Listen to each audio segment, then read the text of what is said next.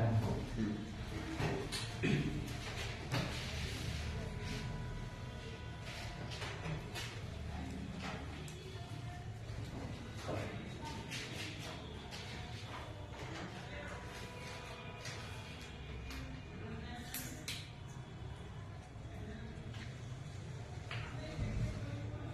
आप लोग देख लीजिए क्लास 10 का हिंदी पूरा आपको पढ़ना है। 2 बुक है, पता ही होगा, एक है आपको गोधूली, एक है वर्णिका।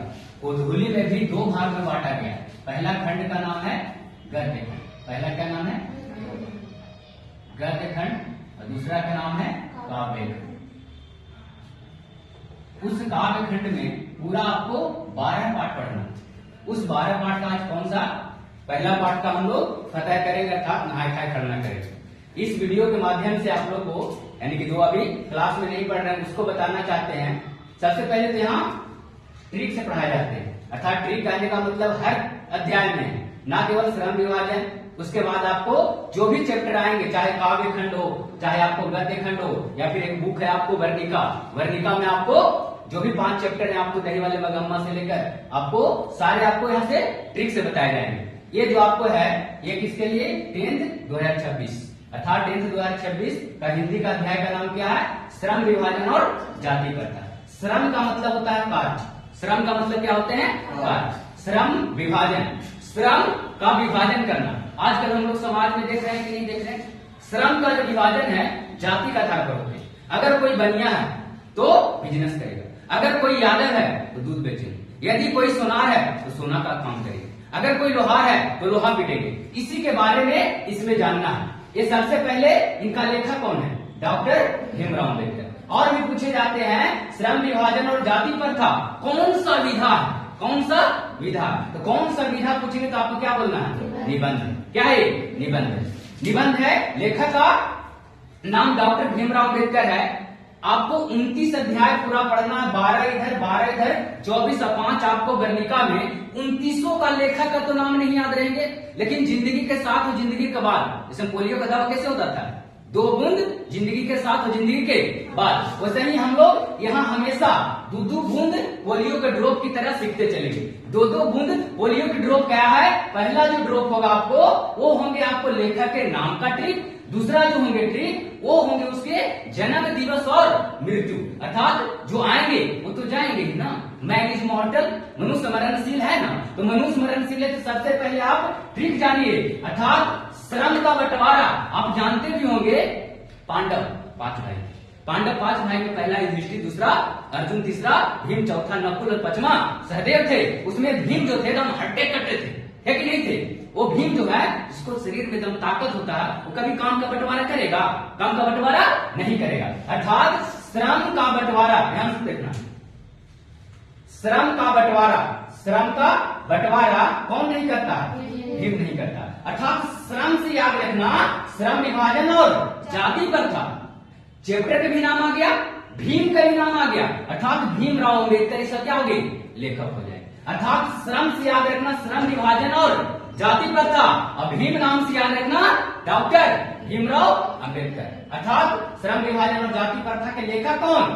डॉक्टर भीमराव अम्बेडकर। आगे चलते हैं इनका जन्म दिवस, अर्थात जन्मे कब थे। अब बताइए 18 साल के अगर भीम नाम के लड़का हो उसका वजन कितना हो? 91 केजी। कितना वजन हो?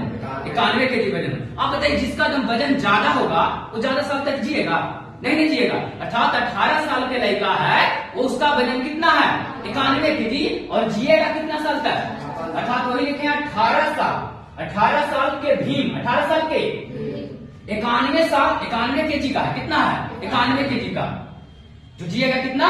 56। अर्थात 1891, 1891 आया ना, 1891 में इनका क्या हुआ? जन्म। 14 अप्रैल 1891 में जन्म हुए और मृत्यु कब हो गया?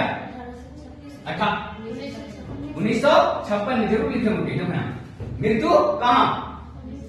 अर्थात याद रखना 1891 में जन्म और 56 में मृत्यु। कहाँ मरे? दिल्ली में। आगे चलिए ये जन्मे कहाँ? अर्थात लेखक का परिचय जान लेते हैं। इस अध्याय में क्या जानेंगे? लेखक के परिचय, बुक का समरी, प्रश्न उत्तर, ऑब्जेक्टिव, सब्जेक्टिव, प्रीवियस ईयर सारे जानेंगे। अर्थात ध्यान से देखिए, लेखक के परिचय में लेखक का नाम याद हो गया, डॉक्टर भीमराव अम्बेडकर। जन्म कब? 14 अप्रैल 1891, वो भी पोलियो के ड्रॉप की तरह, अर्थात बिहारी स्टाइल में। आगे स्थान कहां? अर्थात जन्मे 14 अप्रैल 1891 में, तो स्थान मां से महावीर बाबा। अरे समझना, मां से कौन? मध्य प्रदेश। मां से मध्य प्रदेश महू। आगे ये क्या है? कौन सा विधान? हर साल प्रश्न एक ऑब्जेक्टिव रहते हैं, क्या पूछे जाएंगे? पूछे जाएंगे श्रम विभाजन और जाति प्रथा। कौन सा विधान? कौन सा विधान? तो क्या मारना? निबंध मारना। क्या मारेगा? निबंध। संविधान का जनक कौन है या फिर निर्माता कौन है? तो doctor Bhimrao Ambedkar. Doctor Bhimrao Ambedkar. Doctor Bhimrao Ambedkar. संविधान बनाने में लगा समय, अर्थात संविधान को बनाने में पूरा कितना लगा? 2 वर्ष 11 महीना 18 दिन। 2 वर्ष 11 महीना 18 दिन। कितने लोग बच्चे करते हैं? 18 महीना इधर कर देता। अरे 18 महीना तो साल में बदल देता ना, क्या बोलना? 11 महीना। आगे प्रश्न आपको पूछे जाएंगे कि डॉक्टर भीमराव अम्बेडकर जो थे किस परिवार से आते थे? दलित परिवार से, अर्थात नीच कोटि वाले में से आते थे, अर्थात दलित परिवार में से आते थे। मानव मुक्ति का पुरोधा किसे कहा गया? पूछे जाएंगे।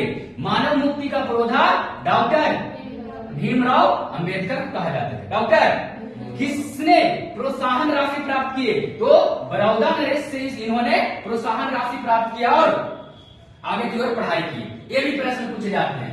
आगे पूछे जाएंगे उच्चतम शिक्षा के लिए इंग्लैंड गए। ये उच्चतम शिक्षा के लिए, ये ऊंचे वाले शिक्षा के लिए आपको कहां गए? इंग्लैंड। ये कहां गए थे? इंग्लैंड। समाज और राजनीति में सक्रिय रहने वाले के लेखक कौन है? डॉक्टर भीमराव अम्बेडकर। ये कौन है? डॉक्टर भीमराव अम्बेडकर। डॉक्टर भीमराव अम्बेडकर। आगे अछूतों, स्त्रियों और दलितों को सम्मान किसने दिया है? डॉक्टर भीमराव अम्बेडकर। प्रश्न पूछे जाएंगे, जब भी आपको दलित के बारे में आएंगे, स्त्रियों के बारे में सम्मान आएंगे, कौन आगे खड़े रहेंगे? आगे है प्रेरक व्यक्ति। पूछे जाएंगे डॉक्टर भीमराव अम्बेडकर के प्रेरक व्यक्ति कौन थे? प्रेरक मतलब किससे ज्यादा आपको मतलब उत्साहित हुआ करते थे, उसका प्रेरणा कौन कौन थे? नाम सुनो, 3 है। कौन कौन है? भगवान बुद्ध, भगवान कबीर। कबीर के दोहा तो जानते ही, कल करो से आज करो, आज करो से अब कल में कर होगी बहुरे करेगी कब। ऐसा ऐसा कई सारे इन्होंने दोहा दिए थे। अगला है ज्योतिबा फुले। पूछे जाएंगे छोटी, क्या पूछे जाएंगे? निम्न में दिए गए डॉक्टर भीमराव अम्बेडकर के प्रेरक नहीं है। 3 ऑप्शन रहेंगे, बुद्ध, कबीर, ज्योति फुले। अगला दे देंगे, मान ली स्वामी विवेकानंद, हमारे ही बच्चे का नाम दे, स्वामी विवेकानंद दे दे या फिर महात्मा गांधी दे दे, कोई भी और भी दे दे, तो क्या नहीं होगा? जो चौथा ऑप्शन रहेगा वो नहीं होगा। और जो भी, हाँ। अगला मृत्यु का तो ट्रिक्स याद रख लिए, मृत्यु का तो देख लिए, कहां मरे थे? दिल्ली। जन्म से लेकर जो आए हैं जाएंगे, अर्थात जन्म से लेकर मृत्यु तक देख लिए। मृत्यु के बाद इनके रचनाएं देख लेते हैं। मृत्यु के बाद रचनाएं देखिए कि इनका कौन कौन रचना है। हकीकत याद रखना, जब कास्ट के बारे में अब बात आएंगे, जब भगवान बुद्ध के बारे में आएंगे, आराम से मार के जाएगा डॉक्टर भीमराव अम्बेडकर। अर्थात रचनाएं कौन है? The caste in India, the caste in India, their mechanism, their who are Shudras, who are Buddha and हिजम, बुद्ध एंड हिजम, Buddhism and communism, Buddhism and communism, annihilation of caste, annihilation of caste. इतने आपको इनका रचनाएं हैं। अर्थात देखो तो हल्का फल्का मिलता है, कास्ट के बारे में आया, शूद्रास के बारे में आया, आगे बुद्ध के बारे में आया, बुद्ध के इसमें भी बारे में आया। तो जब इसका बुद्ध प्रेरक ही है तो बुद्ध तो आराम से याद हो जाएंगे। आगे पूछे जाएंगे कि इनके रचनाएं कितने खंडों में व्याख्या है, तो किस खंड में, कितना खंड में? आपको इनके खंड कितने हैं पूरे, कितना मानना? 21 है। आगे आपको पूछे जाएंगे जो ये वाला चैप्टर है श्रम विभाजन और जाति प्रथा, वो श्रम विभाजन और जाति प्रथा एक भाषण से लिया गया है। वो भाषण कौन सा नाम था? Annihilation of caste. ये लाहौर में भाषण दिए जा रहे थे, annihilation of caste. Annihilation of caste भाषण से लिया गया। वो भाषण कब दिए गए थे? 1936 ईस्वी में। 1936 ईस्वी में भाषण दिया गया। तो भाषण जो दिया था इंग्लिश में न देगा। जब विदेश में जाइएगा तो का बिहारी उमर का ही नाम बोलिएगा, क्या बोलिएगा?